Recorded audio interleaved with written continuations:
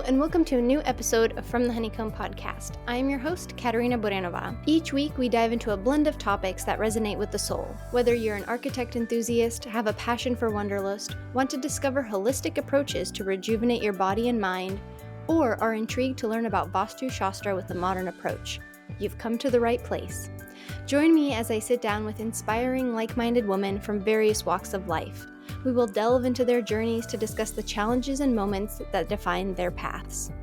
So sit back, relax, and let the spark of positive energy ignite your curiosity. Hi, it's me, Katerina. Before we jump into today's episode, I want to share with you something that can change the trajectory of your life. If you are ready to start your own architecture firm but are feeling overwhelmed by where to begin, I understand, because I felt the same way when I first embarked on my entrepreneurial journey. This is why I have created the ebook, The Mindful Blueprint for Launching Your Architecture Firm. This comprehensive workbook contains everything I wish I had known before starting my own firm. From building a solid business plan to creating your brand, The Mindful Blueprint for Launching Your Architecture Firm offers a step-by-step guide tailored to your timeline, whether you're launching your firm today, next month, or in a few years. Dive into essential topics like financial planning, organization strategies, and how to secure your first client, all in one convenient resource. That's right, you don't have to spend hours researching. I have done that for you so you can focus on building your business. And that's not all. With your purchase, you'll also receive an exclusive meditation for business owners, mindfulness tips, a crystal guide for support, and gratitude exercises to help you stay focused and positive throughout your journey. Turn your dream of having your own firm into a reality with the Mindful Blueprint for Launching Your Architecture Firm. Click on the link in the show notes to get your copy today. Now, let's dive into the episode. Today, I am joined by interior designers, best friends, Elise and Emily, and hosts of the A-Hole Design podcast. Elise and Emily, welcome to From the Honeycomb podcast. Thank you. Yes, we're happy to be here.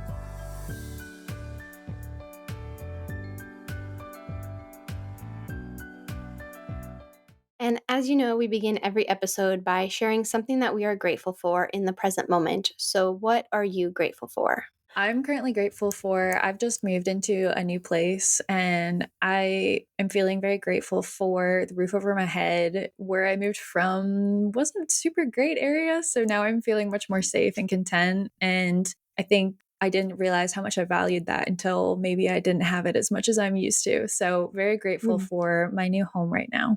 Nice. And Elise? Yeah. I am grateful for flowers because I got some this morning. So just simple.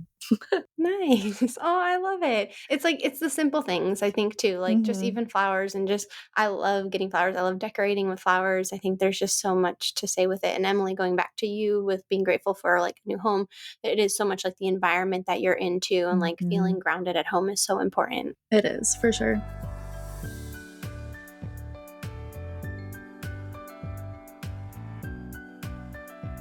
And so can you share with listeners, I know you both have a background in interior design, so I'll start with you, Elise. What inspired you to become an interior designer? So I started with an architecture class in high school and then doing tours and stuff of colleges. I was really into architecture and interior design. And if I'm being honest, I've said it before, but I was honestly lazy to do an architecture degree. I did not want 5 years. That sounded so daunting. So then I went down to an interior design bachelor's degree. So 4 years was a lot better for me. And then, yeah, here I am. I love it. And Endicott was good because we technically have a degree in interior design, but it changed when we were sophomores to interior architecture, which is annoying because we weren't allowed to change what was on our diploma, even though the classes were the same. They just didn't get to change the degree until later. Interesting. Yeah, I've heard of like interior architecture, like that term kind of started, I think. So when were you in interior design school? We were from 2017 to 2021. Okay. Yeah, that sounds about right when I remember hearing about like the term interior architecture. Oh, interesting. Yeah. And then Emily? I became interested in interior design because in high school, I was never a math person. I was never I never was good at one subject and I always really, really loved art. But I know that to make it purely producing art, you have to be really, really good. And I was not really, really good. So I wanted to do more of a practical art, which is how I fell into the categories of looking at interior design, graphic design, and architecture. And after touring colleges, I tried to find one that had at least 2 of them offered as majors, just in case I didn't like one, I could switch to the other, and ended up falling in love with Endicott College, which is where I met Elise, and started in interior design because interior design you can't switch into once you have started school. You have to start the major essentially from scratch. Even if you switch in your second or third year, you'd have to start over with freshman classes because the classes have to build on each other, which I'm sure is really similar to architecture. Mhm. So started interior design and absolutely loved it. Worked in all kinds of disciplines at this point, but really, really enjoyed the process and the design aesthetic, meeting different people, and everyone has crazy ideas, which I love. So you're both in residential interior design, or do you work in commercial interior design? I have always been in commercial. I started in residential and have recently moved to a sporting hospitality industry, which is very different. Interesting. Yeah, no, Yeah. very different. Yeah, so I come from like a Mhm. residential background. So the interior designers I've ever worked with, and I had an internship at an interior design firm during architecture school actually to see what do interior Mhm. designers do. And so it's interesting to hear like can you walk us through the process of like I guess yeah, I'm wondering what is the process like in interior design for commercial and for like hospitality because I only think about it as residential. Mhm. Yeah. I would say it's different depending where you work. So the last firm I was at was only 6 people and I was the only interior designer. Mm, So I was also the first one that company ever had. So most of the clients are obviously repeat clients. So they had already outsourced to different interior designers before. So I was primarily in layouts and everything, layouts and CDs. But now that I'm at a bigger firm, and I moved, now I do more of the material selection mixed with fit ups for offices, schools, different things. So it's kind of a mix of things, but now I'm definitely more in the traditional interior design role with the materials and everything and actual Mhm. selections. For me, it's a little bit different, I think, too. It is more a process that a project manager will approach the design team and say, hey, my client is wanting to see renderings, or my client doesn't need to see renderings. They want to go straight into construction documents. So for us, usually it's more a like need basis rather than everyone gets design. Some people come to our company and just say, like, we want the exact same thing as last year, just redo exactly what you want. Because we do temporary spaces, we don't do mm, as many permanent spaces right now.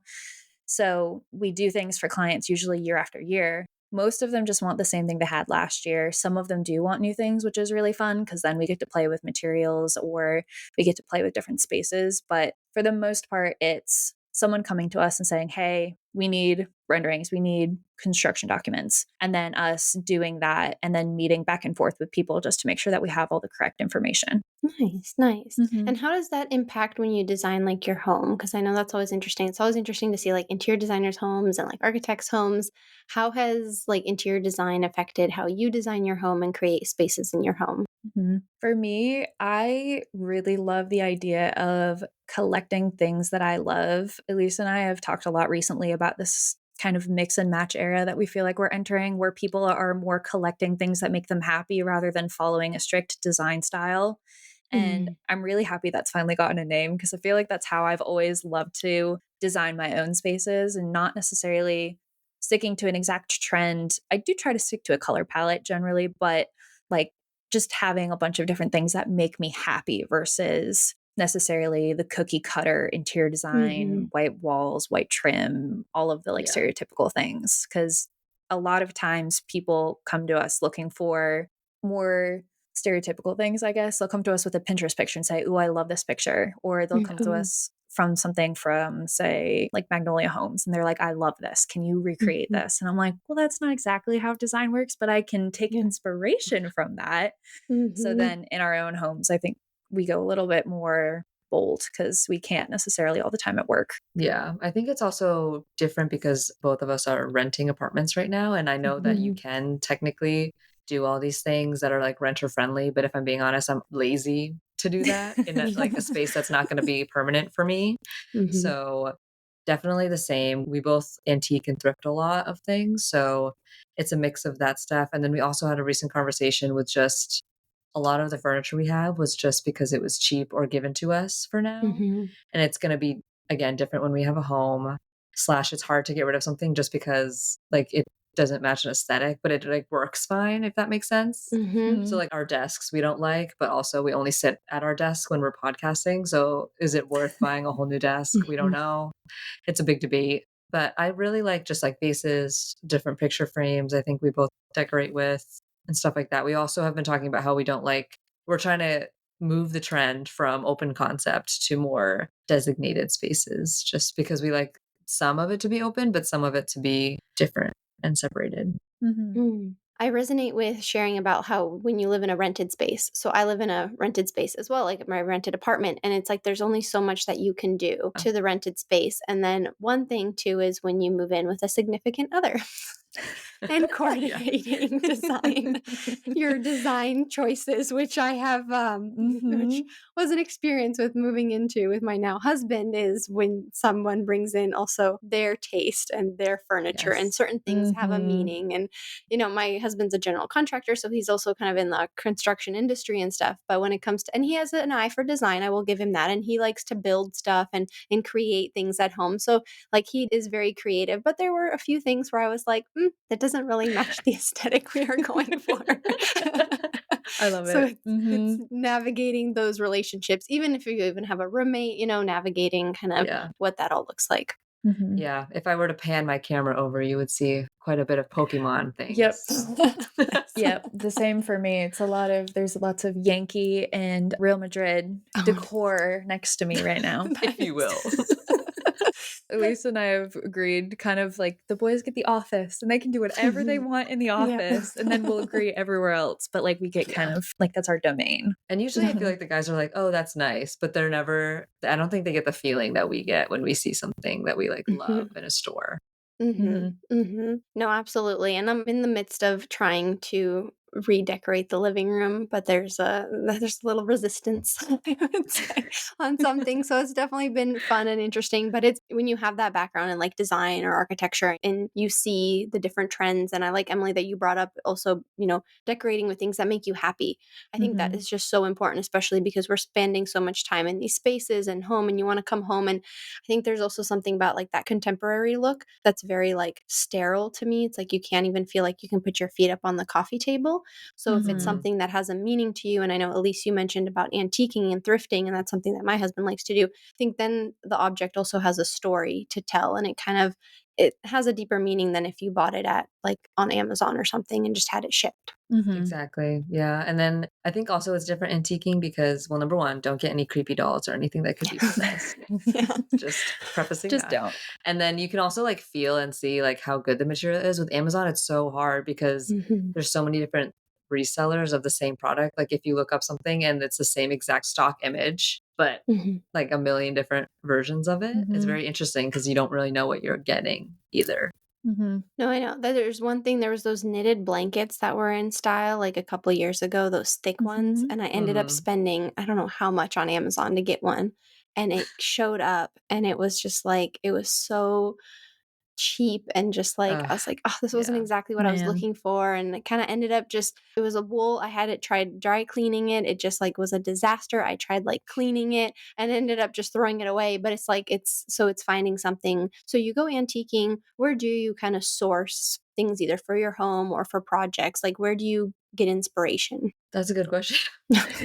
I'm thinking. I love Pinterest a lot. I Mm, like to start a lot of things with Pinterest and working in my current field, I'll usually start with some sort of a branding guide or I find that drawing a lot of inspiration, at least in work, from companies' headquarters is one of the best ways to get a feel of what end result that they're kind of expecting or looking for.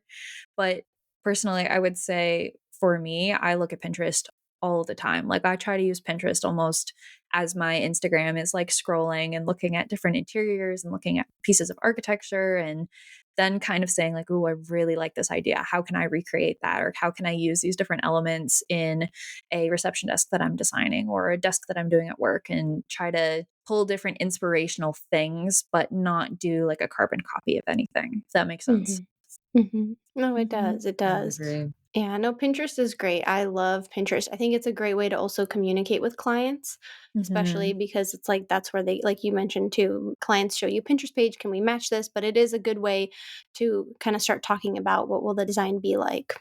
Yeah. I think something we're also trying to get better at, maybe not in workplace, but more home, is mixing patterns and stuff because Mhm. it's so hard to mix patterns and kind of take the leap of faith that they're going to look good together. Because I feel like every famous designer can mix the most random patterns in the same room and it Mhm. looks so good, but we just aren't sure if we can pull it off yet.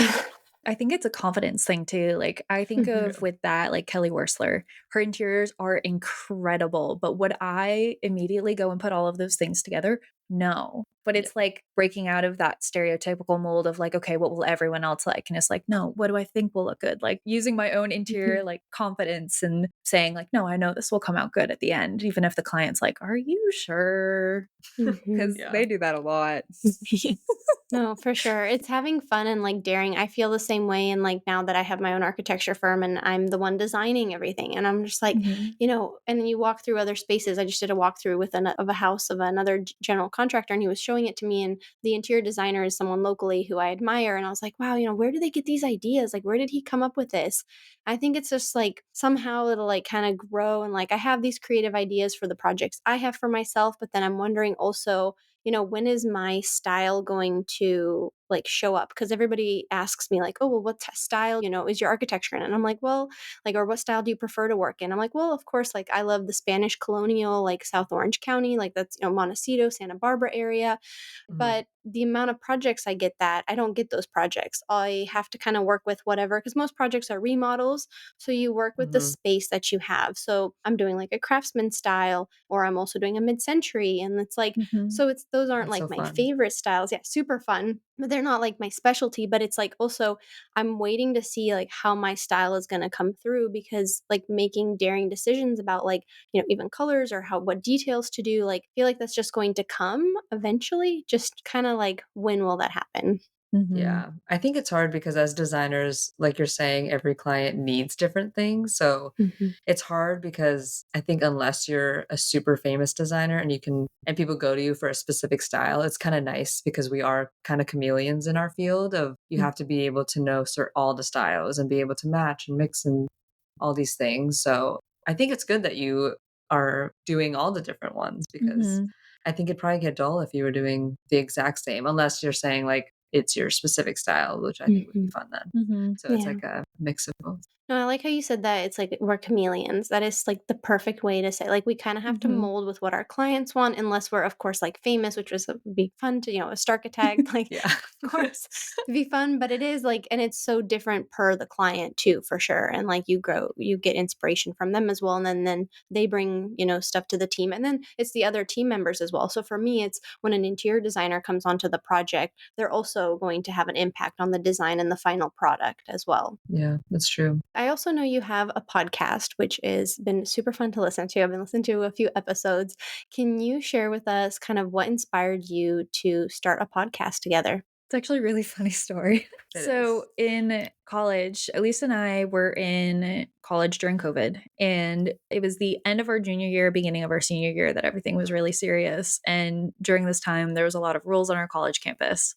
And there was a night that we were just sitting down, and I think all of our other roommates had gone home for the weekend, or we were there for some reason and no one else was. Yeah. And we had a karaoke machine. I have no clue why, but we had a karaoke machine, and the two of us were sitting Yes. there with our microphones. And we're like, "Welcome to our podcast, everyone," and like just started talking. And at the end, we were like, "This is so fun. We should just do that." And it took us 2 years to actually act on it, but It's we ended true. up starting the podcast. Gosh, how long has it been, Elise? Year and a half or so? Almost Yeah, two. I think so. I think we Yeah. started it in October of 22. Yeah. And we felt like there was no podcast that we could find, at least for people in our demographic and age group, that talked about what it's like stepping into interior design. What is the realities versus school? What does a day-to-day basis look like for someone who's not super, super famous, or someone who's just on TV for interior design? So Hmm. we wanted to speak on the realities of design and what we see from our perspective that you don't really see from, I think, the client or the viewer's perspective. Yeah. And I think it's also interesting because it's gone through different jobs for both of us. So Mhm. it's kind of followed our careers as well, which is fun. The highs and lows of it all, really. And I think it's Yep. fun because we also can yap forever. Like we go on a lot of tangents. Mhm. We never, well, we try, but we don't Yeah. always stay on topic. Mhm. We're good at tangenting. Yeah, that happens too. I definitely resonate with that. But I like what you also mentioned about the difference between interior design school and then what it's like in the real world. There's a huge Mhm. difference for architects, especially that bridge from academia to the real world. So how does that differ for you, or how has that differed from you, and what has surprised you in working in interior design now? Mhm. I think it's hard because in school, you obviously don't have to do CDs Mhm. or think about the actual practicality of it being built, Mhm. really. Like it's more so just got all of your creative juices out. More so like this is the process of interior design, like from schematics, programming, adjacency matrices to bubbles, blocks, then floor plans. But then we never had to do code, never CDs, never is how is it going to be built. I think that was a huge adjustment for us because then our bosses would be like, well, how do you want it to be built? Yeah. Or construction workers would say, do you have any details or sections through this? And we were like, oh, we're just drawing it for the aesthetic. It's Like like, we what do have you no idea mean? how it's going to be built. Yeah. Yeah. What do you mean? What do you mean? Mhm. So that's a big difference. And then, especially in the new job, the old job, I would take it from the whole process, kind of like school. But the new job, we have different quote like studios, education, like commercial, hospitality, stuff like that. So it's interesting because sometimes we get to do the entire process, but sometimes we're just jumped, like thrown in at the end where it's like, this is the project. We just need you to pick selections. So Mhm. that's Mhm. also different in that, oh, okay, like flow space is already done, but you just want this. And it's kind of hard to wrap your head around the entire aesthetic since you weren't part of the process necessarily. Mhm. So Mhm. just very different. Mhm. Yeah, it is. I agree though. I remember, I think almost every single studio professor we had said, like, do whatever you want, go as crazy as you want. You'll never be able to do Mhm. this again. And I Yep. remember being like, what do you mean? Like, it's design. Like, everyone designs. And then getting into my first job, and it's like, oh, they want practical things. And they want the Mhm. things from the Pinterest board. And they don't want like the super organic curved walls. And they don't want all of these really crazy designs that we came up with. It's, you need like a client that's got like a multi-million dollar budget to really do the designs we did in Mhm. college, which I Mhm. don't, it's different. And the money aspect's also huge. We don't touch money in college. They don't really teach us about like, oh, budgeting or how much does this material cost versus this material. Well, why would you use this material instead of this one? And so I think it's also the tangibility of it too, in terms of Mhm. the cost and materials and trying to make it all come together the way that you want it to in your head, but at a fraction of the price and maybe not in the Right. materials that you'd want. So it's Mhm. coming up with all of those elements as well is totally different. Yeah. It's also interesting what people will spend money on and what they won't. Like Mhm. if Yes. it's like $1 million project and something is like 10 grand, they're like, ooh, I don't know. I'm like, that's Mhm. a drop in the bucket compared to like, your whole project. Mhm. And it's like to really Yeah. make it look nice. And they're like, no, no, let's not do that. I'm like, okay. No, Yeah. it is interesting what clients will, like, gravitate towards on it being an investment for their project and what's not, and, like, I know, one of the hard things in, like, architecture budgets or, like, construction budgets is, like, a lot of it goes to the structure, especially if you have, like, retaining walls and things like that, and Yeah. it's like, so then it's like, yeah, but there's, like, fun stuff like the finishes and the furniture, and you always wanna have that in the budget, which, and going back I to, like, know. architecture school too, we also designed, I remember talking to a professor in my 3rd year, and I said, "So when do we learn, like, how much we can, like, spend or what materials to select?" And my professor was Mhm. like, "You're gonna learn that in the real world." And I'm like, "So I can, like, can say whatever, like, what this countertop is, like, it could be, like, the fanciest, like, countertop material, like, imported from, like, Italy or whatever, like, stone imported from Yeah. Italy." She's like, "Yeah, you can do whatever you want right now." And for me, I'm someone who's, like, kinda practical, and I'm like, "Well, but I need to learn these practical skills." Now looking back, I would have had way more fun in architecture school because now I'm confined to budgets, to schedules, to Mhm. material availability. So it's definitely, I think I would have had a lot more fun in school now had I known to have more fun. Mhm. Yeah. And so going back to your podcast, though, you guys have been podcasting for 2 years now. And how have you seen kind of how the podcast has shaped you as a designer as well? Has there Mm. been any influences from Mhm. podcasting? I think we do a lot more research than if we weren't doing the podcast like before. Hmm. Like Elise and I will do different episodes varying and like we've done some more like art history and design history episodes or we've done episodes based off of specific designers, deep dived on different styles and why they're more notable than others, or trends and what's coming and going and what we see. And I think by having those conversations and doing that amount of research, we start implementing different things more. And I don't think I would necessarily be doing that personal research if I didn't have to for the podcast. Yeah, I agree. I also think it's kind of humbling because when we're talking, sometimes we're like, oh, I actually don't know that answer or something. Mm-hmm. Or again, when we're researching, we're like, oh, maybe we should have known that, but we didn't know that. Stuff like that. That's part of the podcast too, is like showing that, like, although this is our profession, it's not that we need to be like super knowledgeable in every single area. It's that you're in a discipline and you are really good at a specific niche. And then besides that, there's like 10 other niches that you could be a part of. And you don't need to know every single detail about every single one. But then by doing the podcast, we're learning about a little bit of each thing and being able to bring that all back to what we focus and work on the most. Yeah. And I know I was listening to one of your recent podcasts, and you were talking about what you would like for the future is to have the podcast and like possibly a design firm together. Is that what I was understanding? Okay. Yeah. The dream. Yeah. The dream. Nice. Because then where are you both located? I know, Emily, you're originally from Maine, but you live in South Carolina?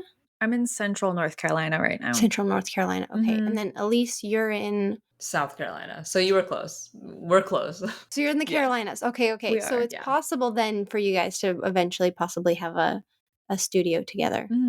It could Yes, be. yeah.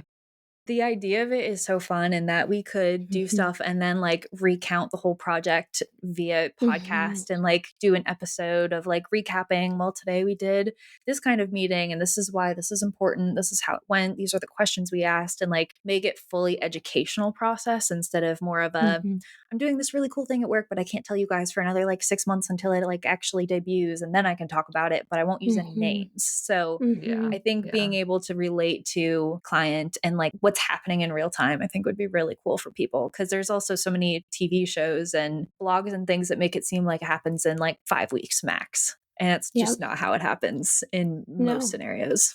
Yeah. I think also the aspect of social media, because obviously to promote your podcast or any platform you're on, you have to use social media to do that. So it's hard because sometimes we're like, oh, we wish we could do like a day in our life, or we wish we could really show the process, but we obviously can't because it's not our personal clients. It's the company that we work with or for and all those things. So a lot of kind of hurdles in that way that we have to tiptoe around when discussing specific topics.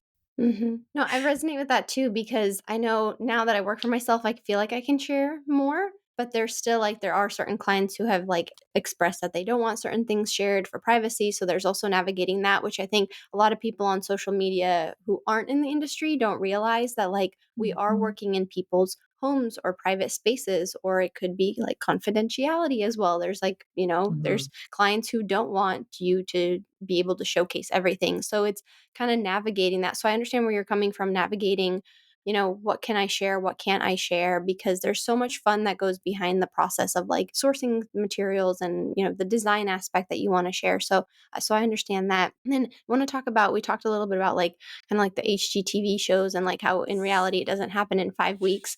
Do you have HGTV shows that you like? Or are you a non-HGTV follower? I only watch it when I'm in like a hotel, because that's when I have like live TV, because I don't have any. I have what's it called, like streaming services. I don't have. Right.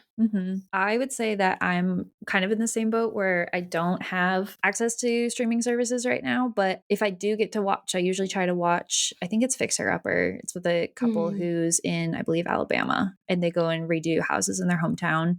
It's more kind of just cutesy and cookie cutter rather than like big scale drama. Like, if you don't replace this ceiling beam, it's going to be $10,000. Your house is going to fall down and all that stuff. I try to stay away from the more like drama based ones, because it happens, but it's really not that big of a deal like they make it out to be. Yeah, it's always interesting explaining to clients. Like I've had clients who I like show up to the first potential client meeting and they're like, "Oh, so what are you envisioning for this space?" And I'm like, "I just got here like 2 minutes ago. Like I have no vision yet." And they're like, "Okay, but yeah." And then like, "How much do you think this is going to cost?" And I've had to say to a few clients like, "This isn't an HGTV show," or also schedule wise, I said, "I'm not going to get this house done in a commercial break." Like there's like the reality of it too. And so like I don't really have, I also have streaming services. So I know I've only watched like a few. I think Flip or Flop was on like Hulu. So I was watching Yeah. that. And it's also in Orange County, California.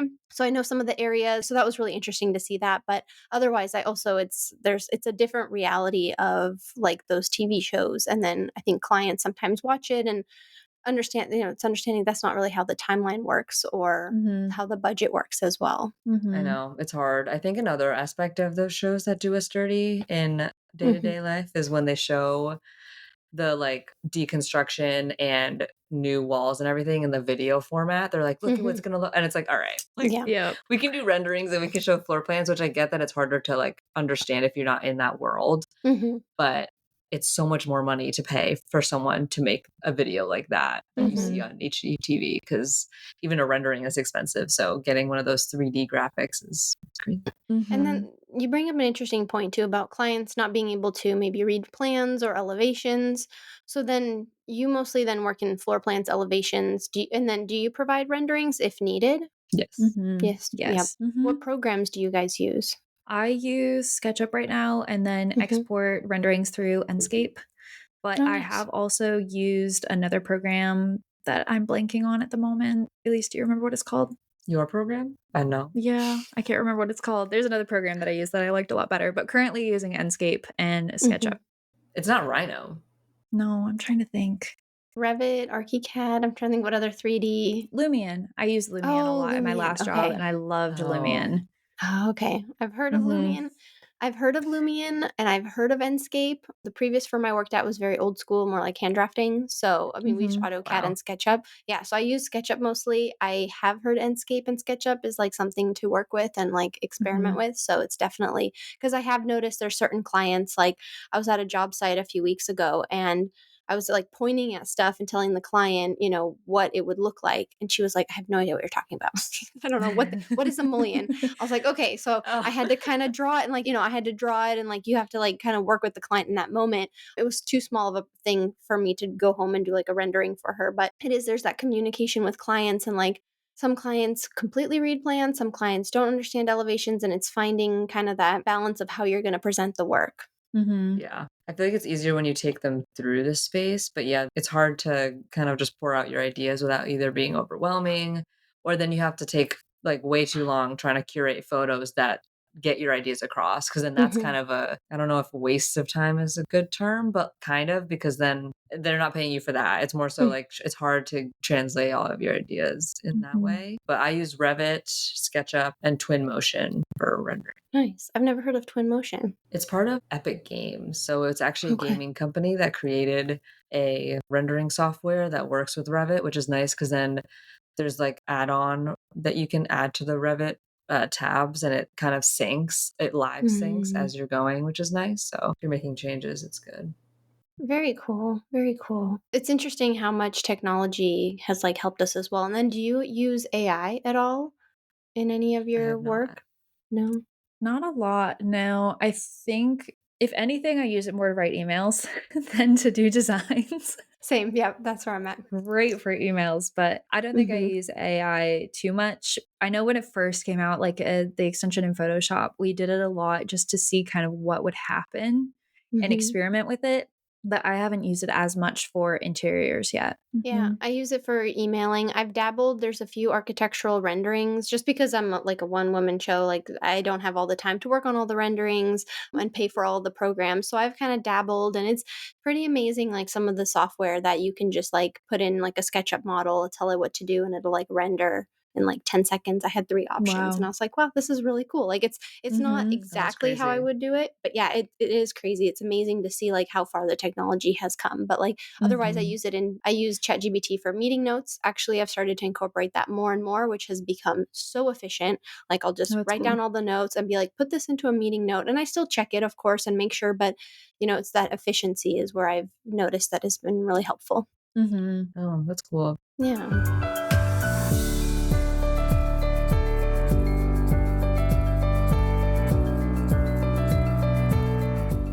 Well, Elise and Emily, thank you so much for taking the time to come on From the Honeycomb podcast, share your stories about becoming interior designers, and also sharing about your podcast. I've really enjoyed our conversation. Thank you. Of course. We're happy to be here. And where can listeners find you? We are A Whole Design Podcast, A-WHOLE Design Podcast. We come out with new episodes every Wednesday, anywhere you listen to podcasts. And our Instagram is at A Whole Design Podcast. And our TikTok is at A Whole Design Pod, because it would not fit the entire name.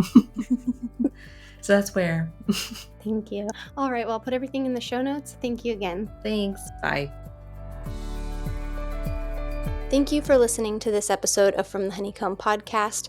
As we conclude, I want to express my gratitude for joining me in today's episode. I hope you have found it insightful and inspiring. If you enjoyed today's episode, please take a moment to rate, review, and click that like button so you never miss an episode. And don't forget to share this with your friends. You can follow me on Instagram at From the Honeycomb Podcast, and you can also further your support of From the Honeycomb by visiting the Patreon link provided in the show notes. Your contribution helps make more episodes possible. And lastly, don't forget to subscribe to my monthly newsletter, A Spark of Positive Energy, that comes out on the 7th of each month. Thank you so much, and see you next Friday.